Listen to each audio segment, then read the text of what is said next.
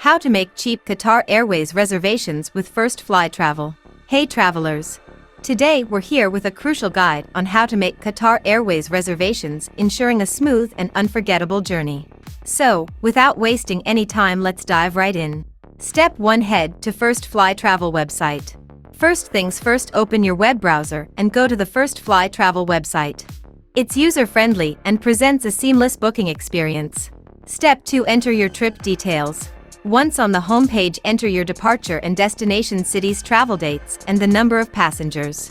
Click Search Flights. Step 3. Choose Qatar Airways. You'll see a list of available flights. Scroll down and select Qatar Airways as your preferred airline. Step 4. Customize your flight. Select your flight cabin class and any additional services you need. Then click Continue. Step 5. Review and confirm. Review your selections, add passenger details, and make payment securely. That's it. You've successfully made Qatar Airways reservations through First Fly Travel. Have a fantastic journey.